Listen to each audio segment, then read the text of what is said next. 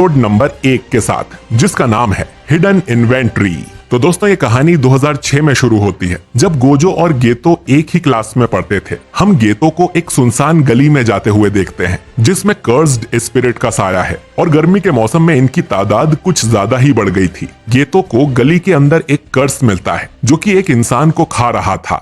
गेतो तुरंत ही अपनी टेक्निक से उस कर्स को एक्सॉर्साइज करके उसे निगल जाता है। दोस्तों गेतो की कर्स्ड टेक्निक का नाम है कर्स्ड स्पिरिट मैनिपुलेशन। इस पावर से गेतो किसी भी कर्स को एक बॉल बनाकर उसे एब्जॉर्ब कर लेता है और फिर गेतो जब चाहे तब उस स्पिरिट को अपने अंदर से बाहर निकालकर अपने हिसाब से उन्हें कंट्रोल कर सकता है, जो कि एक काफी ज्यादा पावरफुल टेक्निक है। और इसीलिए गेतो को सेकेंड ईयर में ही स्पेशल ग्रेड की रैंक दे दी गई थी, यानी गेतो भी गोजो जितना पावरफुल है। खैर, उस कर्स को निगलने के बाद गेतो कहता है कि सिर्फ मैं ही जानता हूँ कि इसका स्वाद कितना ज्यादा घिनौना है, और वो किसी एक दिन की बात भी करता है, जिसके बारे में हम आगे जानेंगे। इसके बाद हम देखते हैं ग्रेड 1 सॉसेरर मेमे और ग्रेड 2 सॉसेरर लॉरी को, जिन्हें हमने पिछले सीजन में भी देखा था। इन दोनों को एक भूतिया महल को इन्वेस्टिगेट करने का मिशन मिला था। इस घर में एक अमीर आदमी अपनी फैमिली के साथ रहता था, जिसके कई सारे रेस्टोरेंट्स थे,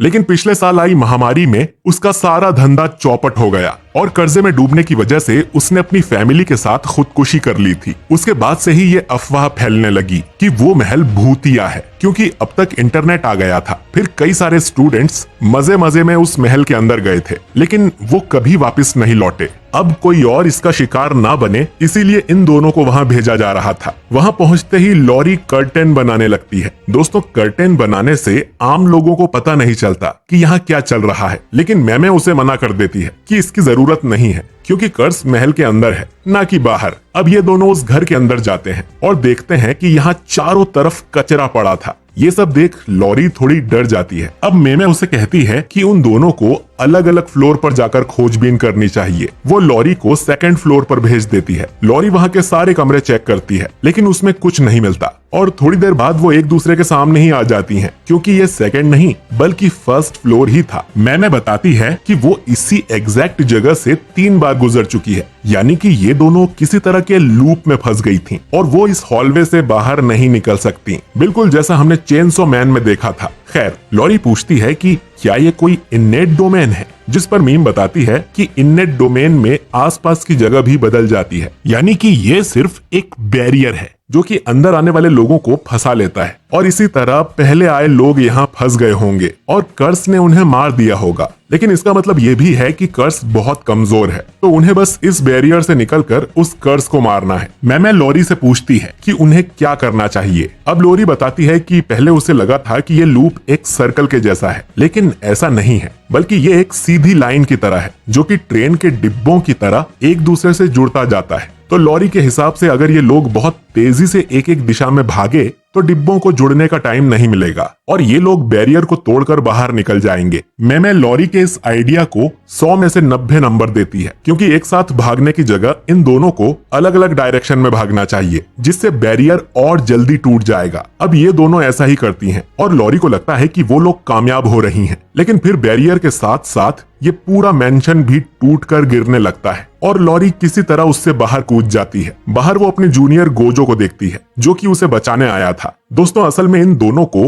बैरियर के अंदर टाइम का पता नहीं लग रहा था और ये 2 दिन से वहाँ फंसी हुई थीं। इसीलिए गोजो और गेतो को इन्हें बचाने यहाँ भेजा गया है। गोजो लॉरी का मजाक उड़ाते हुए कहता है कि रोना बंद करो, अब मैं आ गया हूँ। जो सुन लॉरी गुस्सा हो जाती है और तभी इस महल का कर्स इसके पीछे प्रकट होता है, जिसके लिए गेतो एक बड़ा सा कर्स बाहर निकालता है, जो कि उस कर्स को अपने मुंह में भर लेता है ताकि बाद में गेतो उसे भी एब्जॉर्ब कर सके। फिर गेतो भी लॉरी का मजाक उड़ाते हुए कहता है कि गोजो कमजोरों का मजाक मत उड़ाओ, जिससे लॉरी और ज्यादा गुस्सा हो जाती है। लेकिन यहाँ एक तीसरी स्टूडेंट भी आई हुई थी, जिसे देख लॉरी खुश हो जाती है। ये स्टूडेंट शोको है और इसे भी हमने सीजन 1 में देखा था। लॉरी शोको से कहती है कि तुम इन दोनों की तरह बदतमीज मत बन जाना। मैमे को रियलाइज होता है कि वो दोनों 2 दिन से अंदर थी, तो वो इसकी एक्स्ट्रा फीस चार्ज कर सकती हैं। फिर वो गोजो से पूछती हैं कि उन लोगों ने कर्टेन को बना दिया था ना। जो सुन गोजो, गेतो और शोको चुप ही रह जाते हैं क्योंकि वो तीनों ही कर्टेन लगाना भूल गए थे। इसके बाद सभी लोग जुजुत्सु हाई में लौट आते हैं,